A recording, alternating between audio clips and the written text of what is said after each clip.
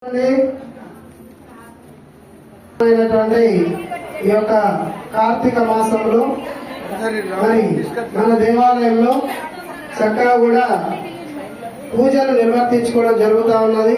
భక్తులంతా కూడా ఉదయాన్నే లేచి మరి చన్నీటి స్నానాలు ఆచరించి 4 గంటల నుండి స్వామివారి సన్నిధికి చేరుకొని స్వామివారిని మేల్కొల్పుతా ఉన్నారు. కొంతమంది 4 కాకముందే గంటలు కొడుతూ ఉన్నారు వచ్చేసి. అంటే చూడండి, కార్తీక మాసము పరమ పవిత్రమైనటువంటి కార్తీక మాసంలో ఏ పని చేసినా మరి చక్కగా కూడా ఒక దానం చేసినా మరి అది 1000 రెట్లుగా దాని ఫలితం వస్తుందంట. ఎందుకంటే సకల దేవతలంతా కూడా తిరుగుతూ ఉంటారు. ఇప్పుడు దానం చేసిన ఆ యొక్క 1000 రెట్లు ఫలితము ఎక్కువగా ఉంటుంది కార్తీక మాసంలో. కాబట్టి అందరూ కూడా ఆ యొక్క దీపదానం ఇవ్వడం జరుగుతూ ఉంటుంది. మరి దానం చేసిన మన ఇంటి ముందుకు ఎవరు వచ్చినా, ఒక భిక్షకుడు వచ్చినా కానీ ఊరికైనా పంపించకూడదంట. ఈ మాసంలో ఆ పరమేశ్వరుడు, ఆ యొక్క నా తండ్రి పరమాత్ముడు ఏ రూపంలో వచ్చి కూడా అడిగేది తెలియదు. మన ఇంటి ముందుకు వచ్చి ఈ కార్తీక మాసంలో ఏ రూపంలో వచ్చి కూడా మరి ఏది అడుగుతాడో కూడా తెలియదు.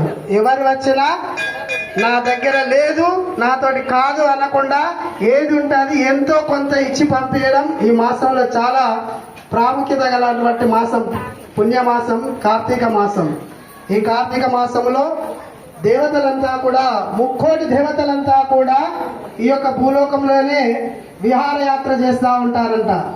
కాబట్టి పరమ పవిత్రమైనటువంటి ఒక కార్తీక మాసంలో మన దేవాలయంలో చక్కగా కూడా మరి పూజలు నిర్వర్తించుకుంటా ఉన్నాము. ఉదయం 4:30 నుండి 5:30 వరకు స్వామివారికి జలాభిషేకములు, అదేవిధంగా 6 గంటల నుండి స్వామివారికి నిత్య పూజలు మరి అర్చనలు, ప్రత్యేకంగా రుద్రాభిషేకములు జరుపుకోవడం జరుగుతూ ఉంటుంది. అదేవిధంగా సాయంత్రము 5 గంటల నుండి ఆకాశ దీపము పెట్టుకోవడం జరుగుతూ ఉన్నది. మరి దీపము రేపు పౌర్ణమి వరకు కూడా 5:45 పైకెత్తుకోవడం జరుగుతూ ఉంటుంది దీపము.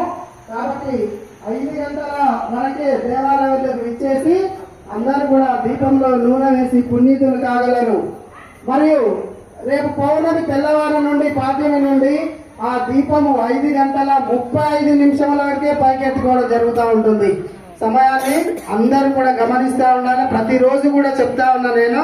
కాబట్టి చూడండి, సాయంత్రము 5 గంటల నుండి 5:35 వరకే పైకెత్తుకోవడం జరుగుతూ ఉంటుంది. రేపు బుధవారం పౌర్ణమి వరకు 5:40 వచ్చినా కానీ దీపం ఉంది. కానీ పౌర్ణమి తెల్లవారు నుండి 5:35 వస్తే ఉండదు, ఇక దీపం పైకి వెళ్ళిపోతుంది. కాబట్టి అందరూ కూడా సమయాన్ని ఆచరిస్తూ ఉండాలి. అదేవిధంగా ఆ పౌర్ణమి రోజున, కార్తీక పౌర్ణమి రోజున మరి చక్కగా కూడా